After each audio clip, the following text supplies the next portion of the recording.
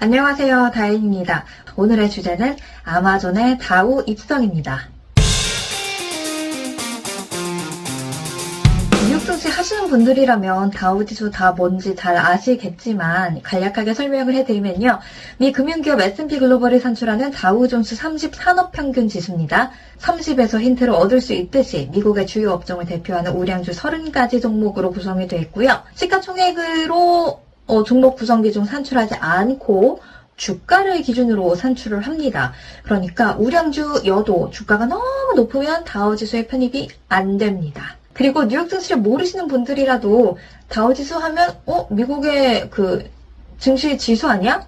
라고 한 번쯤 그 이름은 들어보셨을 거예요. 그 정도로 다우지수는 미국을 대표하는 주가지수라고 할 수 있겠습니다. 그리고 이 지수에 아마존이 드디어 입성하게 됩니다. 마이크로소프트, 애플에 이어서 M7 중에서는 세 번째로 입성하게 되는 종목인데요. 언제? 2월 26일장부터 다우지수에 포함이 됩니다. 주가가 너무 높으면 다우지수 못 들어간다고 말씀을 드렸잖아요. 2022년 액면 분할을 미리 다 해놨습니다. 그리고 종목 30가지라고 말씀을 드렸죠. 아마존이 들어가서 31가지가 될 수 없잖아요. 퇴출당하는 게 있어야 하는데 바로 월그린스 부츠 얼라이언스입니다. 미국의 최대 약국 체인이죠. 이 월그린스도 2018년 제너럴 일렉트릭 GE를 대체하면서 다우지수에 입성했는데 이번 계기로 6년 만에 아웃당하게 됩니다. 그럼 왜 지금 이 시점에 아마존이 다우지수에 들어가게 되는 걸까요? 원인은 월마트에 있습니다. 다우지수 구성 종목인 월마트가 3대1 비율로 액면 분할을 하면서 다우지수 내에서 이 월마트의 가중치가 낮아졌거든요. 월마트 어떤 기업이에요? 소매기업이죠.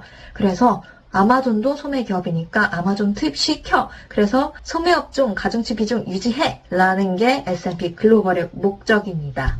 이들의 발언에서도 똑같이 나옵니다. S&P 글로벌 미국 경제의 진화를 반영한 이번 지수 변경은 소비자 소매업종은 물론 또 다른 사업 영역에 대한 투자 비중을 높여줄 거예요. 다른 사업 영역이라 함은 클라우드 컴퓨팅, 광고, 엔터테인먼트 등 아마존 다른 거 여러 가지 하고 있잖아요. 그 사업 분야에 대한 투자 노출도도 아마존을 투입시키면 같이 올라갈 수 있겠네라는 게 이 S&P 글로벌의 최종 목적인 거죠. 다른 사업 부문 이야기가 나와서 제가 그냥 간략하게 이것도 짚고 넘어가면 클라우드 컴퓨팅, 아마존 웹 서비스죠. 아마존 매출의 14% 차지하고요. 영업이익의 대부분이 여기서 나오고 있습니다. 광고라고 하면 네이버에도 쇼핑에도 검색을 해보면 관련 키워드들 해가지고 관련 광고들 쫙 뜨잖아요. 그 광고를 말하는 건데 이 광고의 자분기 매출 성장률이 27%로 메타, 알파벳, 마이크로소프트 다 제쳤습니다. 이것도 알짜 사업이 될 수 있을지 계속해서 지켜보는 것도 좋을 것 같아요. 이건 지난 1일에 발표한 아마존의 실적 보고서인데 그냥 가져와 봤어요. 소매 그 사업 매출 굉장히 높긴 합니다. 노스 아메리카 북미에서든지 인터내셔널 해외에서든지 매출은 굉장히 높아요. 근데 그에 비해서 operating income 영업이익이 148억 달러. 아니 3,500억 달러 넘게 버는데 그 중에서 남는 게 이게 뭡니까? 심지어 해외는 손실이에요. 근데 아마존 웹 서비스는 907억 달러 정도의 매출을 올리지만 246억 달러나 남기거든요. 정말 영업이익 여기서 거의 다 나오죠. 정말 알짜 사업이라는 거를 다시 한번 기억하고 갑니다. 다시 본론으로 돌아와서 S&P 글로벌이 이 지수 편입과 퇴출을 장 마감 후에 발표를 했어요. 그렇다 보니까 시간의 거래에서 주가에 영향이 있었는데 드라마틱하진 않았습니다. 아마존 0.86% 올랐고요. 월그린스는 2.5% 내렸습니다. 당연히 호재, 악재로 인식했기 때문이겠죠. 그러면 앞으로는 어떻게 될 거예요? 사실 그게 중요하잖아요. 그래서 제가 맥켄지의 연구 결과를 가져와 봤습니다. 정확하게 다우지수 편입 퇴출을 기준으로 이 주가 흐름을 분석한 건 아니고요. S&P 500 지수를 기준으로 연구를 한 건데 사실 다우든 S&P 500이든 미국을 대표하는 주가 지수고 또 우량주들이 많이 모여있다는 점에서 같이 비슷한 흐름으로 볼 수 있지 않을까, 비슷한 흐름으로 갈 것 같아서 이 연구 결과 가져와 봤습니다. 보시면요. 10 days prior to the effective date. 여기서 effective date는 효력이 발생하는 날 2월 26일이겠죠. 이 경우에는 그보다 10일 전부터 대략 5에서 7% 정도 오른다. 보시면 이 0, effective date를 기준으로 10일 전부터 가파른 오름세 보이는 거 보이시죠? 그런데 they return to zero within 45 days after the effective date. 효력이 발생한 이후 45일 안에 제로가 된다. 원상복귀 된다라고 이야기를 했습니다. 진짜 이 그래프를 봐도 다시 내려가죠. 그리고 심지어 한 60일 정도가 지나면 보시면 0보다 아래에 있는 것 같아요. 마이너스권까지 갈 수도 있다. 라는 겁니다. 물론 평균치긴 하지만요. 차이가 있겠지만. 그리고 정말 significant positive return, 정말로 중요하게 유의미한 positive return 수익률의 경우에는 45일까지 안 기다려도 돼. 20 days, 그냥 20일이면 그거 다 끝나.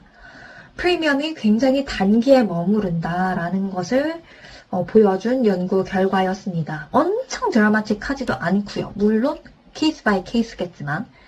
그래서 아마존을 갖고 계신 분들, 안 갖고 계신 분들 모두 이번 편입에 대해서 너무 흥분하거나 너무 내가 놓쳤어 좌절할 필요 없으실 것 같습니다. 그러면 월그린스 부츠는 실망을 해야 할까? 단기적으로는 그럴 수 있을 것 같아요. 왜냐?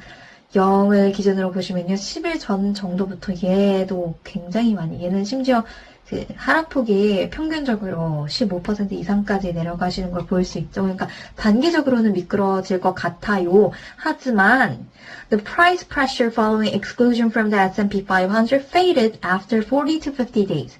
40에서 50일 정도면 그 하방 압력이 사라졌다.